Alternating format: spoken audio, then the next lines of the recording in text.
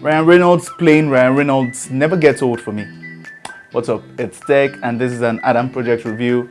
Let's go.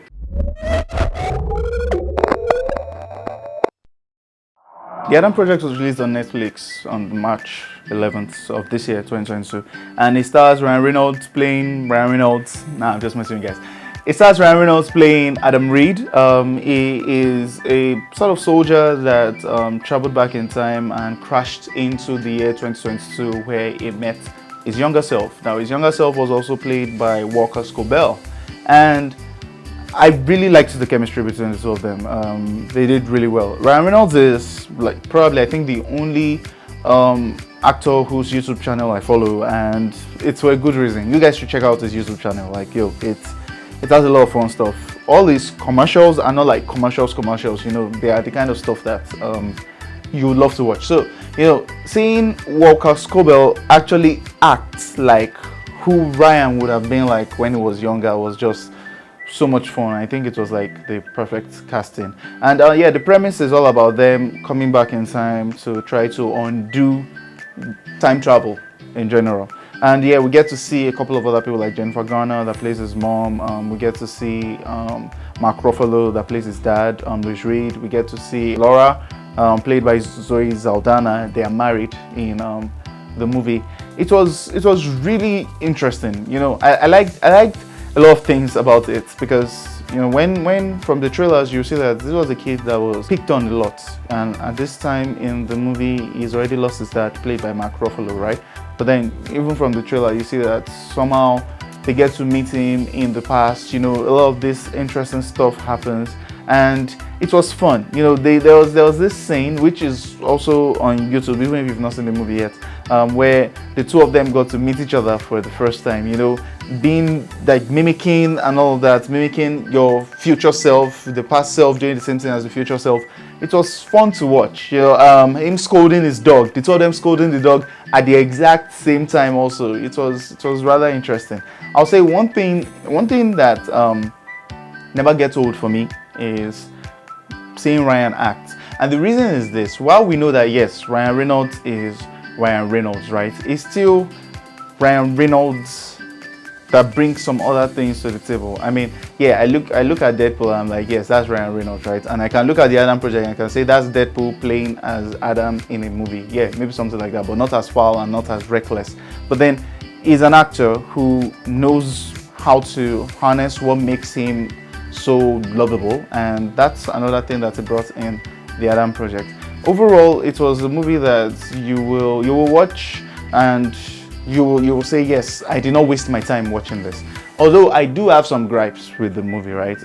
It's one where, yeah, the action is nice, the story is nice, the heart is nice. The ladies especially, they brought it. Like both Jennifer Garner and Zoe Saldana, they brought the heart. There's a very, very heart-touching scene between Ryan's character Adam and Laura, played by Zoe. I think is one that you would really, really like. And you know, one with Ryan also and the mom.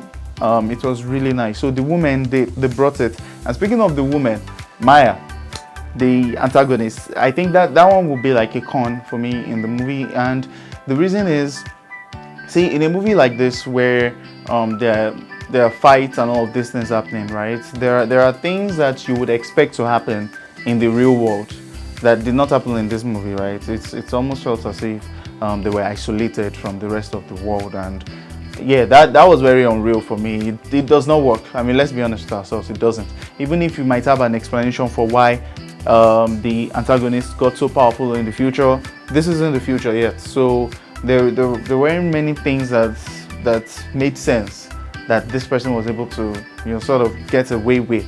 You get. So yeah, all of that did not make sense to me. And also there was a part where there was some sort of de-aging involved with the CGI. Yeah, it looked tacky. It did not look nice. It was like maybe they were shots for time or something, but it did not look polished. You know, it did not look well done. And also, see, this is one thing that if I'm reviewing anything, the same way it is for No Time to Die and any other action movie I'm reviewing. See, you can't have 1, 2, 3, 4, 5 plus people shooting at someone and then they don't even get nicked by a bullet. It's impossible now. Come on. I mean, they are not all the clones from the Star Wars franchise that even when they have the gun right in front of you, somehow they miss.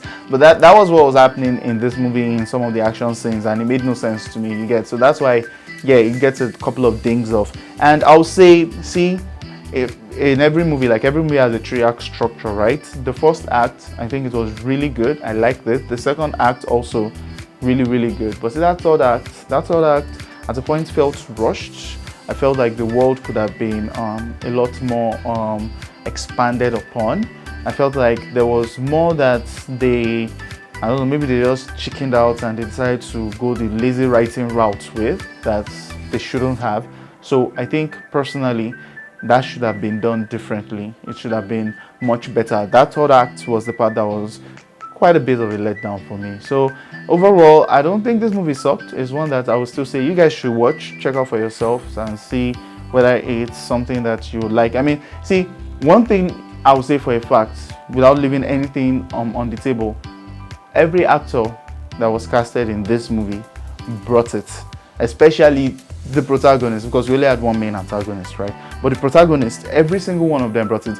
Even the chemistry between Ryan Reynolds and Mark Ruffalo's Louis Reed, it was nice. Like, there are some really heart-touching moments that could even be sort of tear-jerkers for you guys, the audience. So I think it's something that you guys would really like.